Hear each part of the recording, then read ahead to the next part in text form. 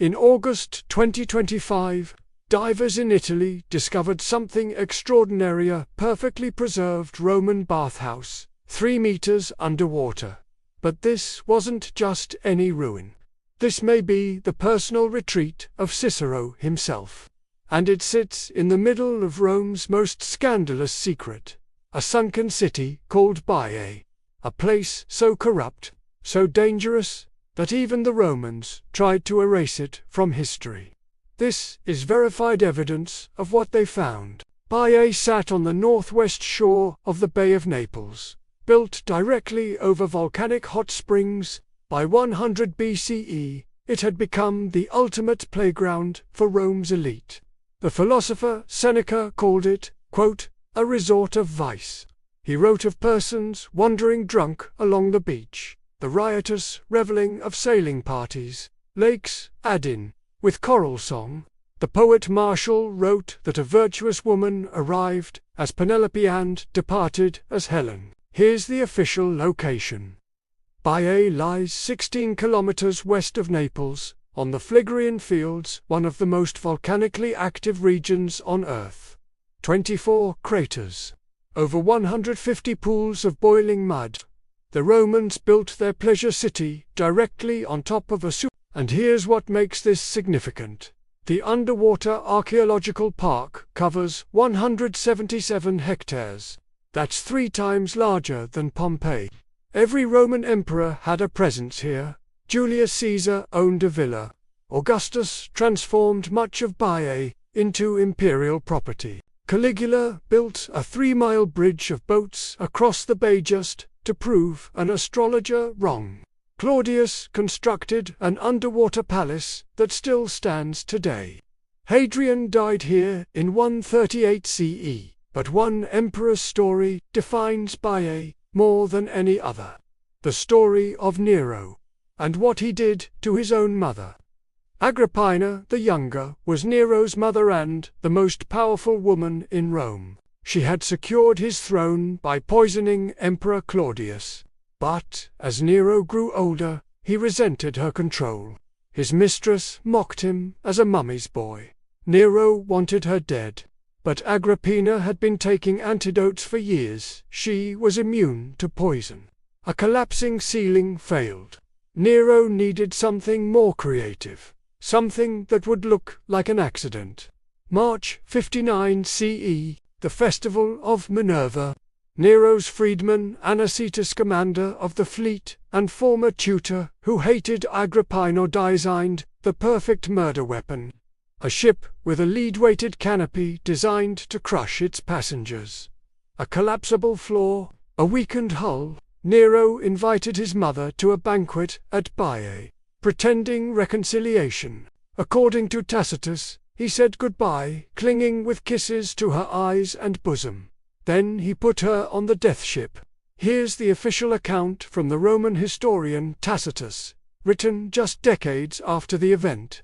The ship set sail on a calm, tranquil night. Once at sea, the lead canopy collapsed.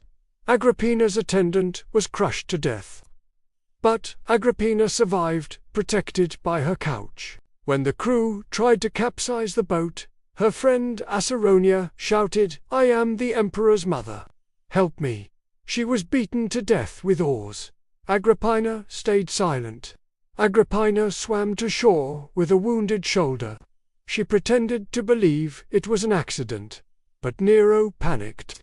When the Praetorian Guard refused to kill an imperial family member, Anicetus led a squad of sailors to her villa. Agrippina knew exactly what was happening. According to ancient sources, her final words were pointing to her womb. "Strike here first, because this is what bore Nero." She was killed with multiple sword wounds.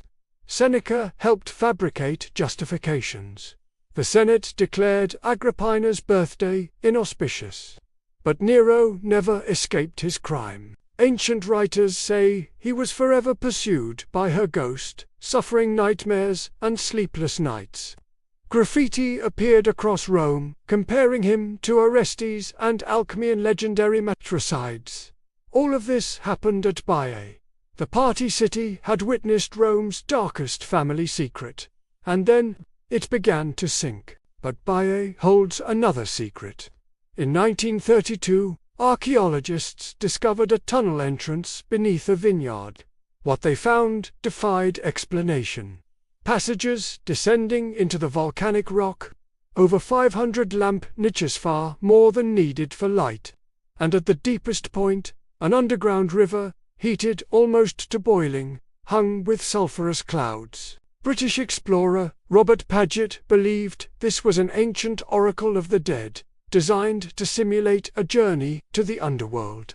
The same volcanic forces that created Baiae's hot springs ultimately destroyed it. A phenomenon called bradyseism, from the Greek for slow movement. As underground magma chambers filled and emptied, the ground itself rose and fell. By the 4th century, the lower city was flooding. By the 8th century, Muslim raiders found only ruins above water. By 1500, malaria had driven away the last inhabitants. Rome's playground was erased. Which brings us to August 2025. Archaeologists from the Parco Archaeologico Campi, Flagrei, announced a major discovery in Zone B of the underwater park, a Roman bathhouse complete with intact mosaic floor, the original heating system with brick pillars still in place, and traces of wall paintings. The location matches ancient descriptions of where Cicero, Rome's greatest orator, owned a villa.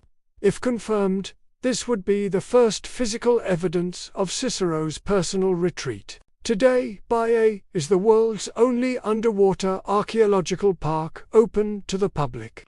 Glass-bottom boats carry tourists over streets where emperors walked. Scuba divers swim through Claudius's Nymphaeum Palace, past statues still standing in their original positions.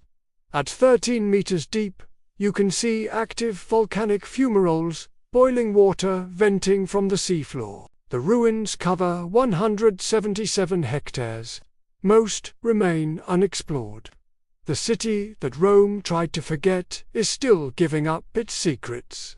Baiae was where Rome went to forget its morals, where emperors plotted murders and philosophers condemned excess, where a son killed his mother and the earth itself seemed to pass judgments, swallowing the evidence beneath the waves.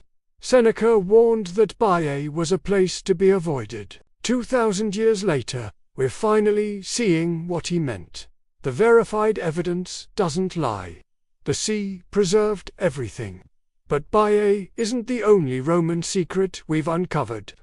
Across the empire, archaeologists have found over 1,700 lead tablets inscribed with curses so dark, so personal, that the Romans buried them to hide their contents. Next time, we read what was never meant to be read.